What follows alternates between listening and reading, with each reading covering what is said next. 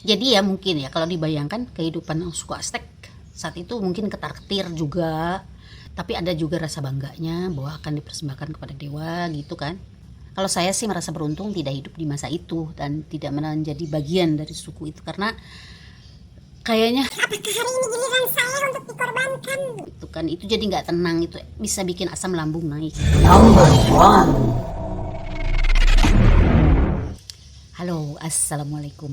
Hari ini saya mau coba cerita tentang suku bangsa Aztec. Oke, kita mulai. Jadi gini loh, suku bangsa Aztec itu adanya di Meksiko. Tepatnya di Meksiko Tengah, muncul mulai terdeteksinya itu sekitar abad ke-13.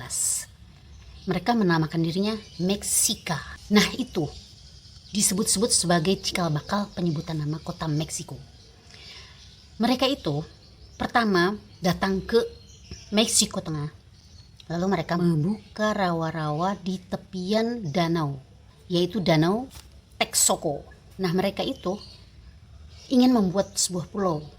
Jadi mereka mengeringkan pinggir-pinggir danau tersebut yang berperawa-rawa, dikeringkan, lalu dibentuk sebuah pulau atau pemukiman mereka. Nah kemudian nanti si pulau ini akan dikembangkan oleh mereka menjadi sebuah ibu kota. Jadi suku bangsa pada waktu itu tuh udah ngerti ya, bahwa kalau mereka sudah merasa menguasai sebuah tempat, itu harus membentuk sebuah wilayah. Wilayah di sini untuk pemukiman, untuk berkebun, untuk bercocok tanam, untuk kehidupan mereka. Namun di sebuah wilayah lain harus ada sebuah tempat spesial yang dipakai untuk ibu kota. Ibu kota itu disebutnya Tenochtitlan. Maka suku Aztec ini juga disebut sebagai suku Tenochca. Kehidupan mereka dari mana? Mereka itu hidupnya dari memancing, dari berkebun, dari bertani, dan berburu. Jadi gini ya, kalau kita lihat dari struktur tubuh mereka itu punya otot-otot yang kuat. Itu artinya apa? Itu menandakan bahwa mereka adalah seorang pekerja keras, seseorang yang tangguh, menggunakan tenaga mereka untuk kehidupan mereka. Buktinya apa? Itu terbukti dari adanya kemajuan pesat dalam perdagangan mereka, sehingga mereka bisa mengembangkan ibu kota mereka itu. Lalu terbukti dengan adanya keberhasilan militer mereka yang bisa menaklukkan wilayah-wilayah tidak hanya di sekitar mereka saja, tapi meluas sampai ke ratusan negara lainnya. Itu artinya pemimpin-pemimpin mereka kan tangguh-tangguh. Terus mereka sudah bisa menyusun kehidupan sosial mereka secara rapih. Tersusun rapih oleh apa? Oleh kasta-kasta. Jadi ada kasta yang masyarakat biasa, ada kasta-kasta bangsawan, ada kasta-kasta pemimpin. Itu sudah tersusun rapih. Nah, tapi ada satu hal yang membuat suku Aztec itu menjadi terkenal. Apakah itu? Mereka itu percaya pada banyak dewa. Tidak hanya kepada satu dewa, tapi juga kepada banyak dewa. Dewa hujan, dewa angin, dan mempercayai mitos-mitos bahwa dewa-dewa yang buruk, yang memiliki sifat buruk, diberi nama dengan nama-nama yang buruk. Itu berkaitan dengan apa? Berkaitan dengan tumbal-tumbal yang harus diserahkan kepada dewa-dewa tersebut. Itu yang bikin suku Aztec terkenal. Karena apa? Karena suka membantai manusia. Ya betul. Karena hal itulah maka suku Aztec itu punya ritual pengorbanan jiwa. Jadi itu ratusan orang tiap tahunnya dibantai untuk dipersembahkan kepada dewa-dewa. Korban-korban tersebut dapatnya dari mana? Kan penduduk mereka terbatas ya. Nah, sumber-sumber korban mereka adalah musuh-musuh dari hasil perang. Jadi kalau mereka perang, ada musuh-musuh nih, langsung nih dipersiapkan sedemikian rupa untuk dipersembahkan kepada dewa. Nah, kalau mereka sudah tidak ada perang, mereka itu bikin perang-perangan. Jadi gini, ini serius ya. Ayo kita bikin perang. Lalu bikin kesepakatan bahwa hasil dari perang tersebut akan menghasilkan korban atau kekalahan dari salah satu pihak, dan korban-korban itu sudah disepakati untuk disembahkan kepada para dewa. Itu sudah ngedeal. Oke, kita deal. Perang lah. setelah perang ada korban, maka itu yang dipersembahkan kepada para dewa. Lalu ada sukarelawan dan sukarelawati yang mereka itu udah ngerti ya. Jadi dipersembahkan kepada dewa itu adalah sesuatu hal yang prestis banget. Itu bisa mulianya banget deh gitu. Akhirnya mereka itu menawarkan diri, udah korbankan saya gitu.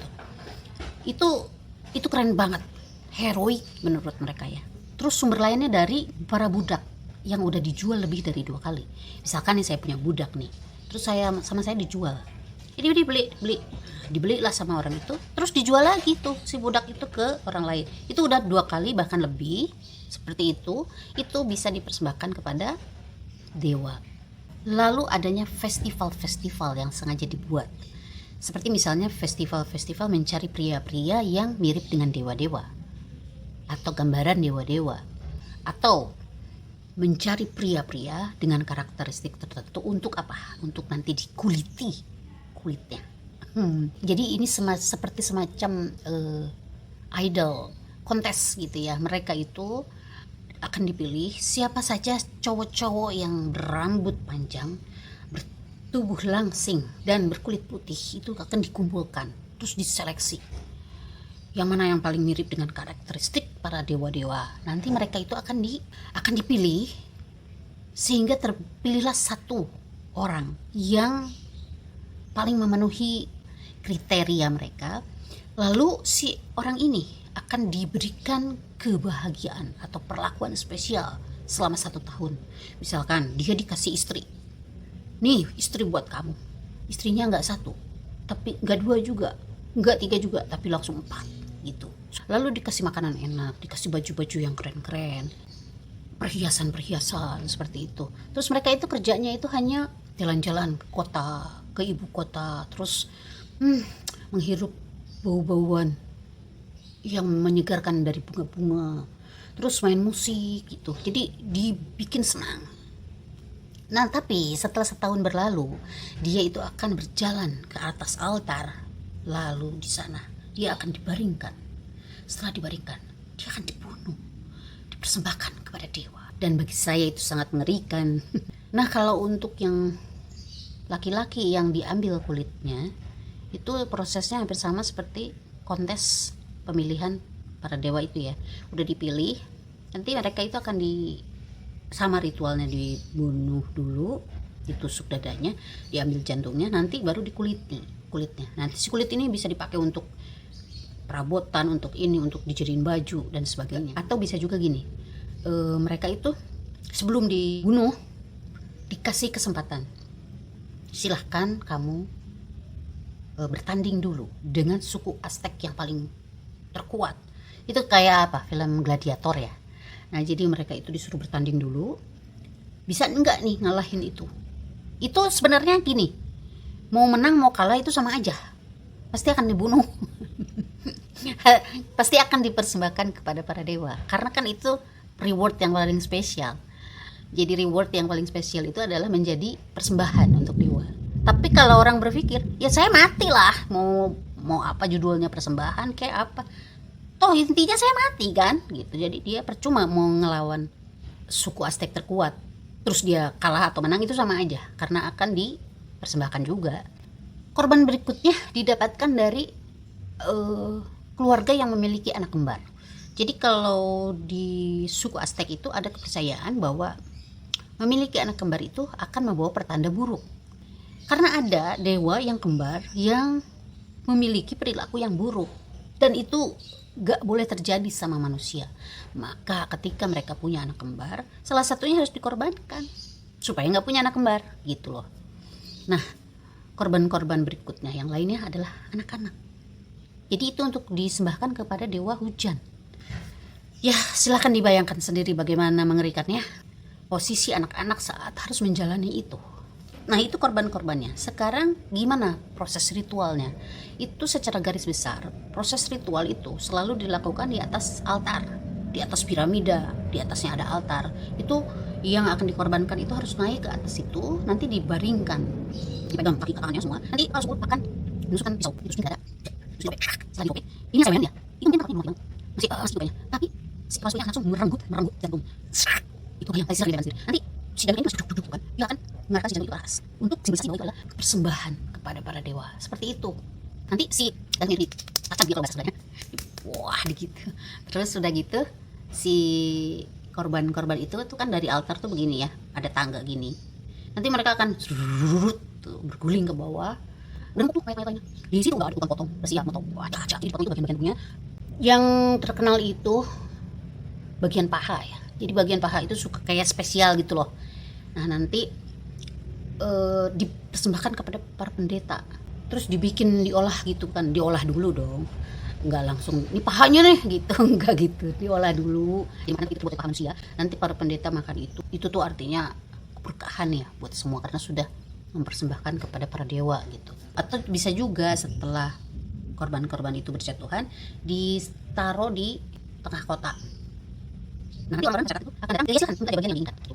Nah jadi si perjalanan kekaisaran suku Aztec ini berlangsung pesat sampai akhirnya memudar. Jadi akan ada awal dan akan ada akhir, akan ada kejayaan dan akan ada keruntuhan. Nah ini kejayaan mereka mulai memudar dan akhirnya runtuh ketika mulai adanya serangan dari tentara Spanyol.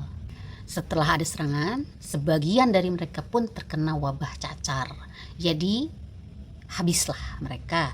Nah di atas reruntuhan pulau mereka yang dihancurkan oleh tentara Spanyol, maka didirikanlah sebuah kota baru yang diberi nama Meksiko.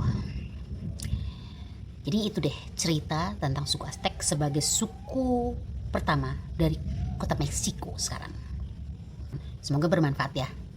Assalamualaikum.